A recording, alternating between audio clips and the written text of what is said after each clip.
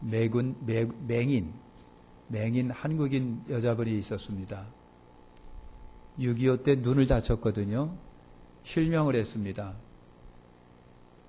미군의 도움을 받아서 미국으로 가갖고 열심히 공부해서 대학을 진학하고요. 또 오스트리아로 가서 성악을 전공해서 성악가가 됩니다. 우연찮게 빌리 그레엄 목사님이 키목스의 간증을 듣고 은혜를 받았어요. 그래서 빌리 그레엄 목사님이 키목스를 불러다가 나하고 같이 동역하자. 그래서 빌리 그레엄 목사님 가는 곳마다 찬양을 하고 찬송을 하고 간증을 했습니다.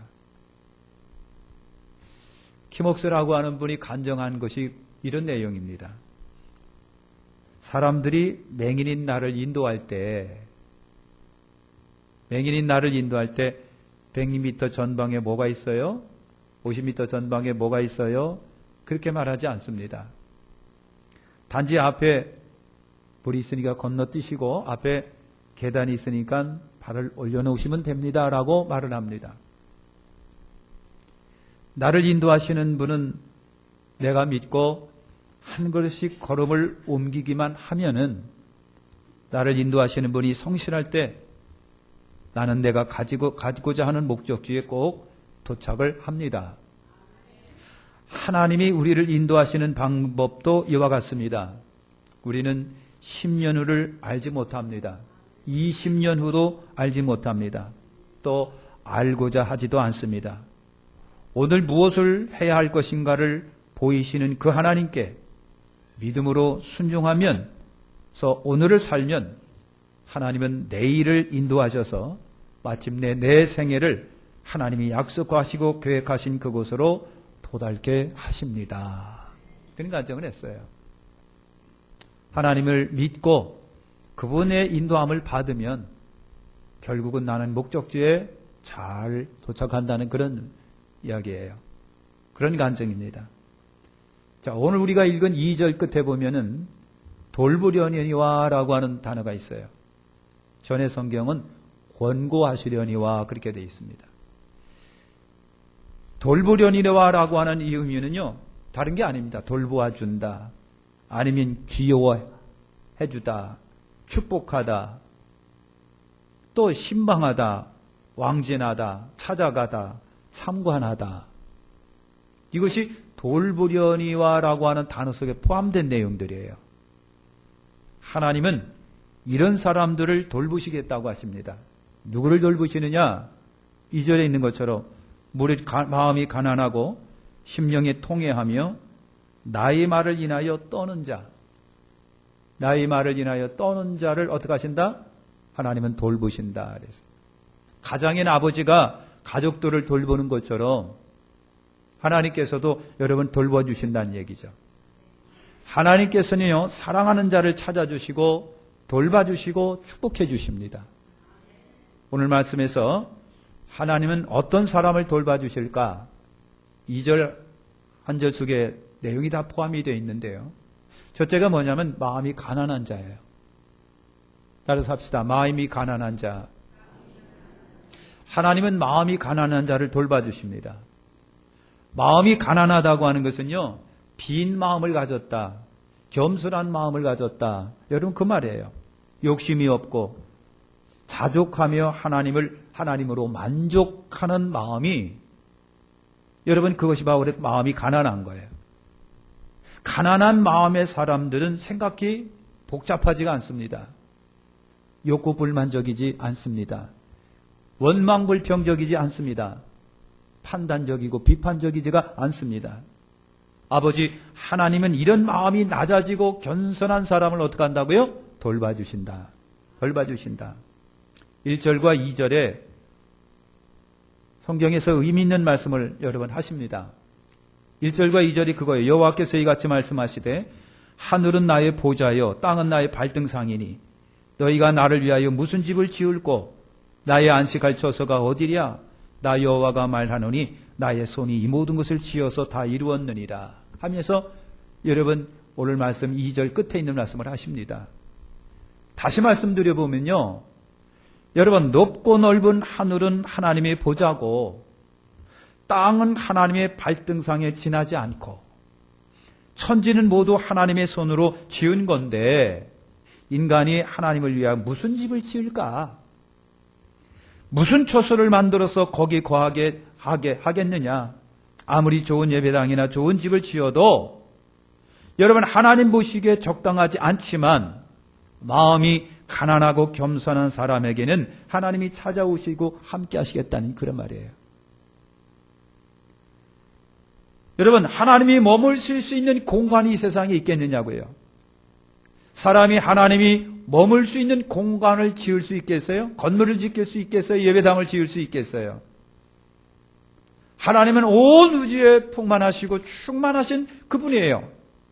우리가 아무리 큰 건물을 지어도 하나님을 모실 수가 없어요. 그런데 가난하고 겸손한 마음에는 하나님을 모신다는 얘기예요. 가난하고 겸손한 마음에는 하나님이 오셔서 하나님이 함께 하시고 하나님이 돌본다고 하는 그 말씀이에요. 겸손하고 빈 마음에. 이사야 57장 15절에도 비슷한 말씀이 있습니다. 지지는 무상하며 영원히 고하며 거룩하다 이름하는 자가 이같이 말씀하시되 내가 높고 거룩한 곳에 고하며 또한 통회하고 마음이 겸손한 자와 함께 거하나니 이는 겸손한 자의 영을 소생케 하며 통회하는 자의 마음을 소송케 하려 함이라. 하나님은 지극히 높고 존귀하신 분입니다. 이런 분이 마음이 겸손한 자와 함께 하시겠다는 말씀이에요. 그래서 여러분, 겸손은 하나님을 모시는 비결이고 겸손은 돌보심을 받는 여러분 비결이에요. 하나님의 축복을 받는 최선이 뭔 줄 아십니까? 오늘 우리가 하나님 앞에 겸손해지는 거예요. 겸손해지는 거. 그래서 미가서 6장 8절에도 보면요, 겸손히 내 하나님과 동행하라 그랬어요.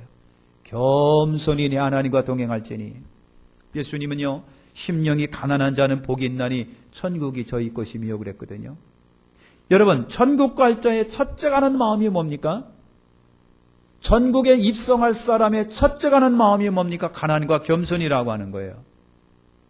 유명한 설교가 스퍼전 목사님이 심령이 가난한 것은 축복 창구의 문이다 그랬어요. 마음이 가난한 사람은 하나부터 열까지 여러분 하나님으로 꽉 차 있고 그런 사람은 하나에서 열까지 하나님이 모두 돌보시고 책임져 주신다고 하는 스펄전 목사님의 간증이에요. 여러분, 성경학자 델리 취라고 하는 분이 있습니다. 구약 성경을 많이 주의하기도 했는데요. 이분이 그랬습니다. 하늘들의 하늘도 하나님에게 높은 곳이 아니고 사람의 마음도 하나님이 거하시기에 너무 좁은 곳도 아니다. 여러분, 사람이 건물을 지어도 하나님을 모실 수 있는 그 건물이 없어요. 그러나 여러분, 사람의 마음이 작다 한들 작은 것이 아닙니다. 왜? 겸손하고 겸허한 마음속에는 하나님이 거하시기 때문에 그래요. 그게 절대로 작은 것이 아니라 여러분, 참으로 마음이 빈 겸손한 자야말로 여러분, 높으신 하나님을 모실 수 있는 사람이고 하나님이 동행해 주시고 돌봐주시는 사람이라고 하는 겁니다. 아멘. 두 번째로 통회하는 자를 하나님이 돌보십니다. 따라서 합니다. 통회하는 자, 자복하는 자. 여러분, 하나님은 죄에 대하여 통회 자복한 자를 사랑하시고 죄에 대하여 부끄러움과 영적인 수치심을 느끼는 자에게 우리 주님이 함께 하십니다. 그리고 돌봐주세요. 예레미야 선지자는요, 이스라엘의 패역한 마음 때문에 마음 아파했던 선지자가 예레미야 선지자예요. 패역한 마음들 때문에. 여러분, 패역이라고 하는 말이 뭔지 아세요? 죄를 부끄러워하거나 회개하지 않는 마음을 패역한 마음이라고 그래요. 부끄러워하지 않거나 회개하지 않는 마음. 당시 이스라엘은요, 우상 숭배를 하고 우맹죄를 지으면서 도무지 죄에 대해 부끄러워하지 않고 하나님 앞에 회개할 생각도 안 하고 마음이 닫혀져 여러분 있었어요. 그래서 예레미야 선지자가 그걸 계속해서 여러분 지적을 합니다. 예레미야 3장 3절에 내가 창녀의 낯을 가졌으므로 수치를 알지 못하느니라 그랬어요. 창녀의 낯을 가지고 있으면서 수치를 몰라요. 예레미야 6장 15절에 그들이 가증한 일을 행할 때에 부끄러워 아니하였느니라. 조금도 부끄러워 아니할 뿐 아니라 얼굴도 붉혀지지 않느니라 그랬어요. 이스라엘이 우상 숭배하고 음란한 짓을 하고 하나님을 떠나고 부끄러운 짓을 했음에도 불구하고 수치스럽게 여기지도 아니하고 얼굴도 붉어지지도 아니했다라고 하는 거예요. 결국 이런 자들에게 하나님은 당신의 얼굴을 여러분 돌리시고요. 그들에게 심판이 있었다고 하는 거 아시죠? 그러므로 본문 2절처럼요. 여러분 죄를 지을지라도 그 죄를 인하여 아파하고 아픔을 느끼고 부끄러움을 느끼고 고통을 느끼는 자들에게 하나님께서는 돌봐주신다고 하는 겁니다. 예수님이 애통하는 자는 복이 있나니 저희가 위로를 받을 것이요. 여러분 그랬어요. 시편 51편 17절에 하나님이 구하는 제사는 상한 심령이라 하나님이여 상하고 통회하는 마음을 주께서 멸시하지 아니하시리라 그랬어요. 상하고 통회하는 자를 하나님은 멸시하지 아니하리라. 여러분 시편 34편 18절에 여호와는 마음이 상한 자에게 가까이 하시고 중심에 통회한 자를 구원하신다 말씀을 하시죠. 마틴 루터는요 죄에 대하여 애통한 나머지 정신을 잃을 뻔했답니다. 자기가 자기 죄를 발견합니다. 그 죄를 발견하고 충격을 받아서 졸도할 뻔했다는 거예요. 성 어거스틴은 그가 성자가 되기 전에 굉장히 탕화적으로 놀았습니다. 탕화적으로요. 못된 짓 많이 하면서 어머니 마음을 아주 그냥 상처를 많이 입혔던 탕화입니다. 그러다가 돌아왔거든요. 성어스팅이 한 얘기가 있어요. 음란의 죄가 생각이 떠오를 때마다 자기는 팔뚝을 물어 뜯었답니다. 자기의 팔뚝을 물어 뜯어가면서 하나님 앞에 회동하게 하고 회개를 여러분 했다는 거예요. 아마 그래서 하나님이 위대하게 그를 썼는지 모르겠어요. 할렐루야. 하나님의 돌보심을 받으시기를 축원합니다. 하나님의 돌보심을 받으시기를 축원합니다. 인사합시다. 하나님의 돌보심을 받자. 여러분 하나님의 돌보심을 받으시기를 축원합니다. 그 다음에 누가 하나님의 돌보심을 받느냐? 세 번째는요, 말씀을 듣고 떠는 자입니다. 따라서 할까요? 말씀을 듣고 떨자, 두려움을 느끼자. 여러분 그거예요. 옛날 왕의 말은 한마디로 권세가 있었어요. 그래서 왕의 입에서 떨어져 나가는 말은 곧 힘이고 명령이었어요. 그 앞에 둘둘둘 떨었어요. 옛날 대통령도요, 그 말에 입에서 나가는 말 한마디가 굉장히 강력한, 그래서 해봐. 그러면 그것으로 끝이에요. 안 하면 안 돼요. 사랑하는 성도 여러분, 하나님의 주시는 말씀을 두렵게 떨리는 마음으로 좀 받으세요. 다시 합니다. 떨림으로 받자. 떨림으로 받자. 아, 그러면서 새벽 기도는 안 나와요. 왜? 네? 그게 착각하는 것 같아요. 하나님이 여러분에게 말씀을 주신다. 하늘에서 음성이 들려지기를 바라는 것 같아요. 이 죄송하지만 강단에서 주시는 말씀이 하나님의 말씀이잖아요. 그 말씀을 받고 두려움으로 받아야 되는데 언제서부터가 여러분 굉장히 뻔뻔해진 거 아십니까? 따라서 합시다. 하나님의 말씀을 두려움으로 받자. 여러분 하나님의 말씀을 두려움으로 받는 자를 하나님이 돌보십니다. 부모님이 계세요. 자식한테 그러지 마. 말 잘 들어야 돼. 이것 좀 이렇게 옮겨 놓을래? 그랬더니 엄마를 탁 째려보더니 엄마가 해. 그러고서 그냥 밖으로 나가는 거예요. 그럼 엄마 마음이 아이고 사랑스러운 놈 그러겠어요? 자존심 상해요 엄마가. 아니 제가 나를 무시하네. 상사가 부하 직원에게 김군 이렇게 좀 해. 그랬더니 해놓고선 딱 까맣게 잊어먹고선 안 해놓고 지멋대로. 그때 상사가 어떡해요? 기분 나빠요. 저님이 나를 무시했구나. 하나님도 그러신답니다. 하나님도 그러시는 거예요. 여러분 하나님은 당신의 말씀 앞에 두려워 떠는 자를 여러분 돌보세요. 좋은 신앙을 가진 자는 하나님을 진정으로 두려워합니다. 두려워하기 때문에 그분의 말씀을 두려움으로 여러분 받지요. 두려움으로 받기 때문에 그 말씀 앞에 진정으로 순종하잖아요. 그렇잖아요. 그런데 하나님을 두려워할 줄 모르면 주님이 주시는 말씀도 안 두렵습니다. 두려워할 줄 모른다는 것은 그 말씀을 주신 분을 업신여긴다라고 하는 그거 아니겠어요? 업신여기는데 그 말씀에 어떻게 자기가 머릿속에 순종 여러분 하겠습니까? 잠언 13장 13절에 이런 말씀이 있습니다. 말씀을 멸시하는 자는 패망을 이루고 계명을 두려워하는 자는 상을 얻느니라 그랬습니다. 하나님의 말씀을 업신여기면 하나님께 여러분 버림을 받는다 그 말이에요. 그러나 하나님의 말씀을 두려움으로 받아 믿음으로 순종하면 끝까지 놀라운 은혜를 하나님이 부어주시는 거예요. 부어주세요. 다윗이 범죄했을 때 다윗이요 우리 안에 아내를 범했습니다. 모르는 척했습니다. 왕이기 때문에 숨길 거라고 생각했는데 오늘날 이름도 없는 선지자 하나가 온 거예요. 왕이요 나단이란 선지자입니다. 그랬더니 응? 다윗의 마음속에 나단이 있었나? 나단이란 이름이 있었나? 나단 선지자가 왕 앞에 찾아와서 왕의 죄를 지적을 합니다. 왕이요 이런 죄를 범하면 안 되지요. 여러분 다윗은요 이름 없는 선지자의 그 책망을 하나님의 말씀으로 받습니다. 즉시 무릎을 꿇고 가슴을 치며 회개합니다. 그래서 하나님이 사랑하신 거예요. 하나님이 귀하게 보신 거예요. 그래서 그 다윗 왕의 가문을 길게 하시고 그 가문에서 예수 그리스도가 나오실 수 있는 통로로 삼으신 거예요. 자, 반대의 경우가 있습니다. 여러분 사울 왕이 있잖아요. 사울 왕은 사무엘 선지자가 옵니다. 사무엘 선지자는 유명한 선지자입니다. 이름이 쟁쟁한 선지자입니다. 유명한 선지자가 와가지고 사울 왕한테 죄를 회개시킵니다. 죄를 회개하셔야 됩니다.